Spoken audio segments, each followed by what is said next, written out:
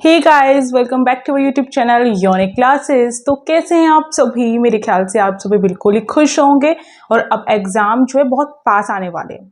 तो आज के सेशन में हम डिस्कस करने वाले हैं ह्यूमैनिटीज क्लास 9th का जो सिलेबस है पूरा का पूरा। एग्जाम पैटर्न भी डिस्कस करूंगी और कौन कौन से टॉपिक से क्वेश्चन पूछे जाते हैं वो भी मैं आपको बताऊंगी। आप सभी को एसओसी यूनिकॉर्न्स पर ऑल अबाउट ह्यूमैनिटीज के बारे में आएगा, एक वीडियो आएगी, उसको देखना बहुत इंपॉर्टेंट है।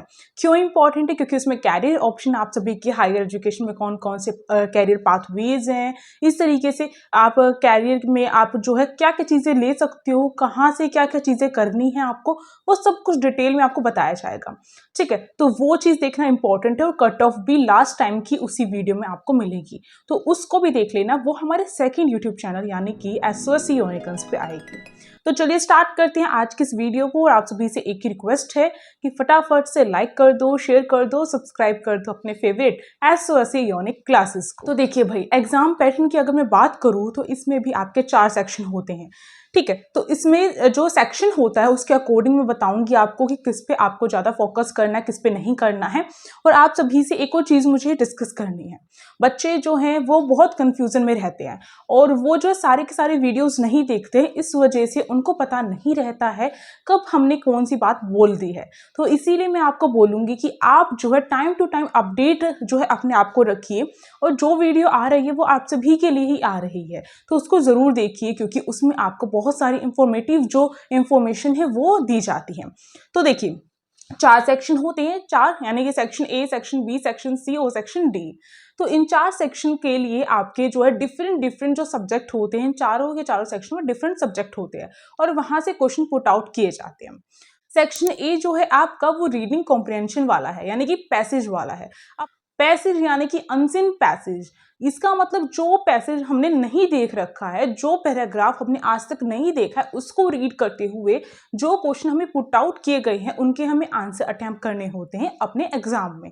और वो आपको ऐसा होता है ना, देखो जो हमारा डोमेन का सब्जेक्ट है, जैसे कि ह्यूमैनिटीज है आप सभी का डोमेन, तो उसके जो भी आपके क्वेश्चन है वो आपकी एनसीईआरटी बुक क्लास 8th में से आएगा और जो टॉपिक इन्होंने बताया है उसी के अंदर से आएगा, है ना। तो वो चीजें पहले से इन्होंने रिवील कर दी है। बट जो आपका ये पैराग्राफ वाले क्वेश्चन आएंगे, पैसेज वाले जो क्वेश्चन आएंगे, वो आपको पहले से इन्फॉर्म नहीं होता है कि इस टॉपिक को पढ़ के आ जाओ और इससे प्रैक्टिस करके आ जाओ और इसके क्वेश्चन आ जाएंगे। तो यानी कि इनमें अगर बच्चा गलती कर बैठता, सोचता है इंग्लिश और हिंदी बहुत ईजी हो जाएंगे, ऐसी कोई भी चीज़ नहीं होती है। घर बैठे बैठे या फिर सोचते सोचते तो कुछ भी नहीं हो सकता है, करना पड़ता है। अब ये हाथ पैर दे रखे हैं ना हमें, इनको हिलाना भी पड़ता है और दिमाग को चलाना भी पड़ता है। तो इसके लिए आपको जो है अनसीन पैसेज किस तरीके से आएगा वो मैं आपको बता देती हूँ। देखो ध्यान से सुनो, ये इसमें आपके 15 क्वेश्चन आएंगे, इंग्लिश और हिंदी दोनों को मिलाकर 15 क्वेश्चन होंगे। इसमें आपका जो पैसेज है दोनों के, इंग्लिश का एक पैसेज आएगा, एक हिंदी का आएगा और दोनों के जो है आपको क्वेश्चन दिए जाएंगे। अब ये नहीं कह सकते कि इंग्लिश के ज्यादा क्वेश्चन आएंगे, हिंदी के, दोनों के बराबर ही क्वेश्चन आते हैं। फिर क्या है, जो भी टॉपिक है आपका, जो भी पैराग्राफ दे रखा है उससे क्वेश्चन पुट आउट के साथ साथ आपके ग्रामर के 1-2 क्वेश्चन पूछे जाते हैं, इंग्लिश में भी पूछे जाते हैं, साथ ही साथ हिंदी में भी पूछे जाते हैं। अब कौन कौन से टॉपिक्स हैं चलिए देख लेते हैं, क्योंकि फुल डिटेल वीडियो जो है ये आपकी। देखो भाई, इसमें आपके जो ग्रामर के जो टॉपिक जैसे पंचुएशन हो गया, स्पेलिंग एरर वगैरह हो गया, वो सब कुछ इंग्लिश और हिंदी दोनों में आएगा। जैसे कि हिंदी की बात करो तो शुद्ध वाक्य क्या, शुद्ध वर्तनी हो गया वो छाटिए, इस तरीके से मुहावरे हो गए हैं, लोकोक्तियां हो गई है, ग्रामर का किसी भी तरीके से आपका क्वेश्चन पुट आउट किया जा सकता है। ओके, चलिए नेक्स्ट हम सेक्शन बी पर चलते हैं। सेक्शन बी लॉजिकल रीजनिंग का है, जिसमें आपकी वर्बल और नॉन वर्बल रीजनिंग दोनों की दोनों आएंगी। इसका मतलब क्या है कि आपको, अब कुछ बच्चे पूछेंगे दीदी वर्बल रीजनिंग और नॉन वर्बल रीजनिंग कौन सी होती है। वर्बल रीजनिंग वो होती है जिसमें आप रीड कर सकते हो, जैसे कि अगर 1, 4 फिर उसके बाद ऐसे करके दिया जाता है, सीरीज दी जा रही है नंबर की, हम रीड कर रहे हैं। और नॉन वर्बल आपकी वो है जिसमें आप देखते हैं, इमेज देखते हैं, जैसे कि आपकी वाटर इमेज है, पेपर कटिंग, फोल्डिंग, ठीक है, इस तरीके से सीक्वेंस वाली इमेज के क्वेश्चंस हो गए और बहुत सारे टॉपिक इस तरीके से हो जाते हैं। और वर्बल में आपके जैसे ब्लड रिलेशन है, डायरेक्शन का है, कोडिंग है, डिकोडिंग है, एनालॉजी है, इस तरीके से बहुत सारे टॉपिक हो जाते हैं। अब रीजनिंग का डिटेल सिलेबस मैंने ऑलरेडी जो है डाल दिया है, जिससे आप कर सकते हो, ठीक है। तो उससे उसको देखो, उसके हर टॉपिक को कवर करो अपना। अब नेक्स्ट हम सेक्शन पे चलते हैं, सेक्शन नंबर आपका सी। सेक्शन सी आपका डाटा इंटरप्रिटेशन है, जिसमें आपको डाटा एनालाइज करके और उसके थ्रू जो क्वेश्चन पूछे गए हैं उनके आंसर देने होंगे। और ये भी 15 जो आपके 15 नंबर का ये आएगा, सॉरी ये भी आपके 15 क्वेश्चन ही पुट आउट किए जाते हैं इसमें से।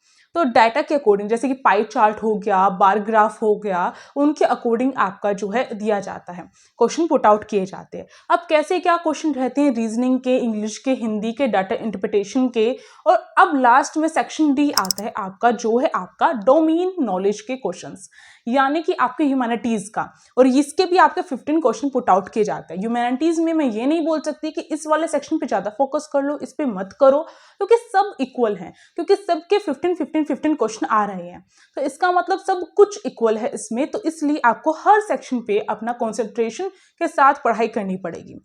अगर मैं डोमेन नॉलेज की बात करूं तो उसमें आपके कौन कौन से टॉपिक वो डिस्कस करेंगे, और फिर वो सारे टॉपिक्स आप कहां से कवर कर सकते हो वो भी मैं आपको बताऊंगी।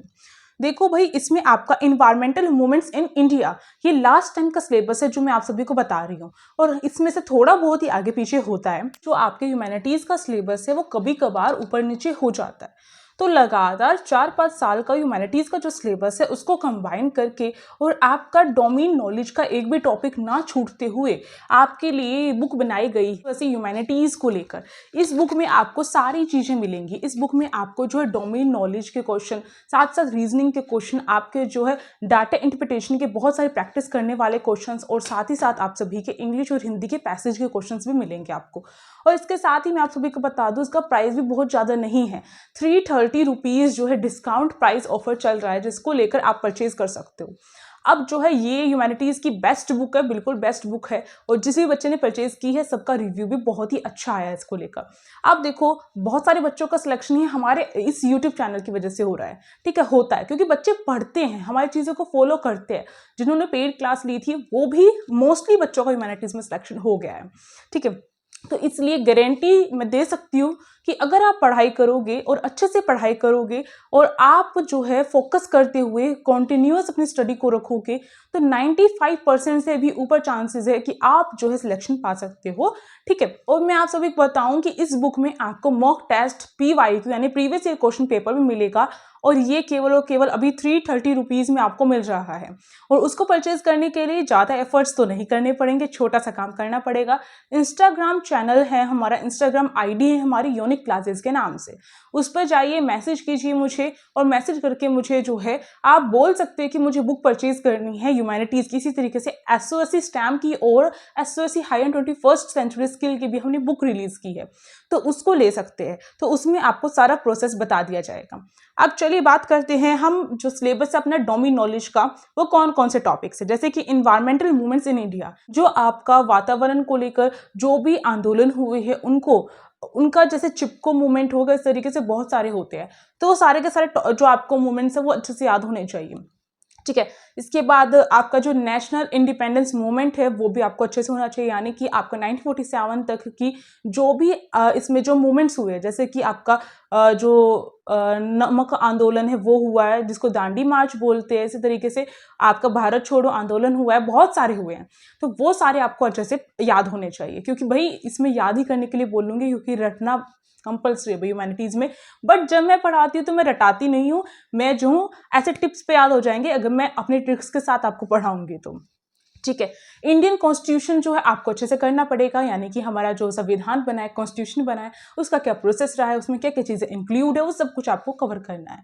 अब 1857 से लेकर 1947 तक की जो हिस्ट्री रही है वो भी आपको कवर करनी पड़ेगी, यानी कि 1857 का जो रिवोल्ट है, 1857 की जो क्रांति रही है उसको भी आपको करना पड़ेगा, ओके।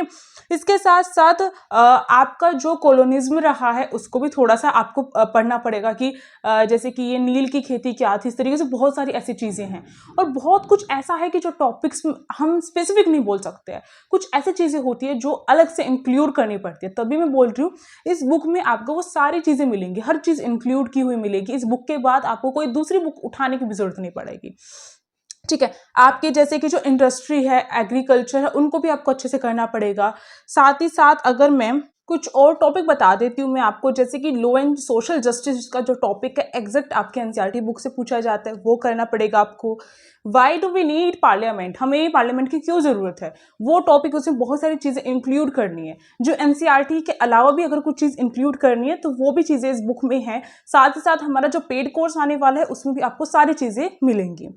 साथ साथ जो ग्लोबलाइजेशन वाला टॉपिक है वो ऐसा टॉपिक है जो ना तो एनसीईआरटी बुक में आपकी है और ना ही आप अपने अपर लेवल का कर सकते हो, ना ही लोअर लेवल का कर सकते हो। तो उसके लिए भी मैं यही सजेस्ट करूंगी कि अगर देखो भाई, आपको कहीं ना कहीं कुछ ना कुछ तो थोड़ा बहुत तो लगाना पड़ेगा ना। जैसे हम कहते हैं कि हम इन्वेस्ट करेंगे, तो अब आप डिसाइड करें कि आपको अपनी एजुकेशन में इन्वेस्ट करना है या फिर नहीं करना है। और प्राइस भी ऐसा है कि आप जो अपने अगर महीने के 5-5 रुपए भी सेव करोगे तो भी आपके जो है पूरे 30 दिनों में कितने सारे रुपए हो जाएंगे, है ना। तो इस तरीके से भी कर सकते हैं। अगर हमें कुछ पाना है तो कुछ तो करना पड़ेगा ही। आप देखो जैसे land, soil, water, natural vegetation and wild life resources हैं, उसका टॉपिक भी है जिसमें बहुत सारी चीज़ें, बहुत सारे चैप्टर इंक्लूड करके आपका ये टॉपिक बनाया जाएगा। ठीक है, और उसके साथ साथ जो आपका इकोनॉमी को लेकर जो क्वेश्चन पूछे जाएंगे, इकोनॉमिक्स का टॉपिक जो है वो भी कवर करना पड़ेगा। तो बहुत सारे टॉपिक हैं आपके इसी तरीके से। ये 4 सेक्शन है और 4 सेक्शन को बहुत अच्छे से प्रिपेयर करना पड़ेगा। और ह्यूमैनिटीज़ का क्या कैरियर ऑप्शन है, क्या आप कहाँ से क्या क्या चीज़ें कवर कर सकते हो, वो सारी कुछ आपकी एसओसी ओनिकन्स पे आएगी, तो उसको देख लेना। तो अब जो हम मिलते हैं नेक्स्ट वीडियो में, आप फटाफट से इस चैनल को सब्सक्राइब कर लो, साथ साथ अपने सेकंड यूट्यूब चैनल यानी कि एसओसी यूनिकन्स को कर लो, तो उसको भी सब्सक्राइब कर लेना ताकि आपको वीडियोस मिलती रहें। और कब आपका जो है एग्जाम होने वाला है वो वीडियो भी एसओसी यूनिकन्स पे डाली गई है, तो उसको भी देख सकते हो। Thank you for watching this video, stay tuned, be happy. और अगर किसी को बुक परचेज करनी है या फिर पेड कोर्स लेना है, उसकी इंफॉर्मेशन लेनी है, तो मुझे डीएम कर सकते हो इंस्टाग्राम पे। Thank you.